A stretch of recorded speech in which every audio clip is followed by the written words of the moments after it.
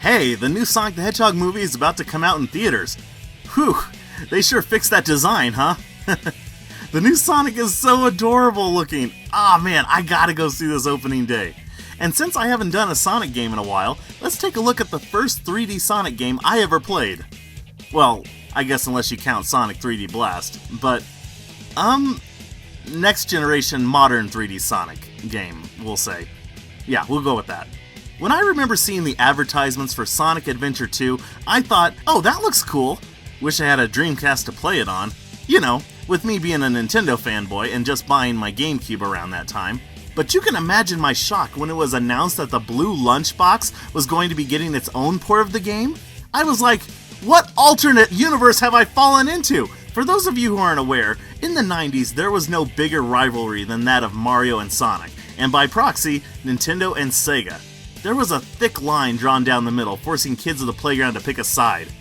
Okay, honestly, most kids didn't care, but the two companies sure did. So now, after the 90s console war, what's this? Sonic Adventure 2 on Nintendo GameCube? I personally felt like that one scene from Ghostbusters. Fire and brimstone coming down from the skies. Rivers and seas boiling. 40 years of darkness, earthquakes, volcanoes, the dead rising from the grave. Human sacrifice, dogs and cats living together, mass hysteria. But at the same time, it was kind of cool that after a decade of taking jabs at each other, the two companies had set their differences aside and were now working together. If something like that is possible, who knows what else could be? So let's take a look at it. Now, I missed out on Sonic Adventure because, like I said earlier, I didn't have a Dreamcast, so certain things about this game were brand new to me as a Sonic fan. Like for example, this was the first time I heard Dr. Robotnik being referred to as Dr. Eggman, and then found out it was a Princess Toadstool kind of deal, where his name had been changed when ported to America. And this was also my first time seeing these adorable little Chow creatures. And there's even this feature called the Chow Garden, where you can raise and take care of them. Oh, they're so cute! The story, of course, has to do with Dr. Eggman wanting to cause trouble for the rest of the planet.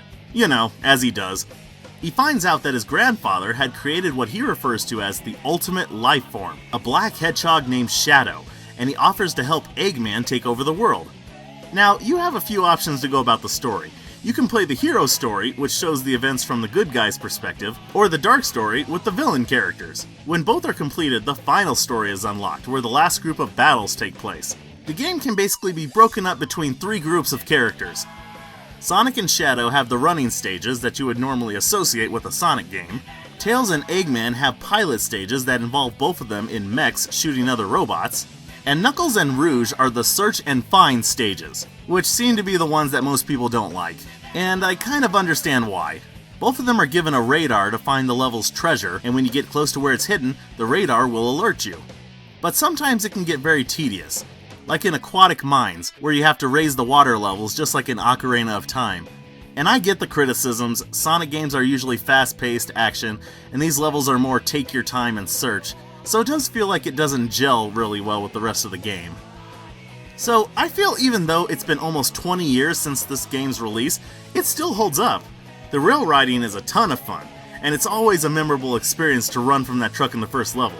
And the music is awesome! I actually remember buying this soundtrack on CD when it was released, and I listened to it all the time. This game also introduced characters like Shadow and Rouge that have become series favorites. Whether or not that's a good thing varies from person to person, but I never minded them too much. If you want some old school modern Sonic, go play Sonic Adventure 2 Battle. A game so good, most consider it to be one of the best Sonic games, period.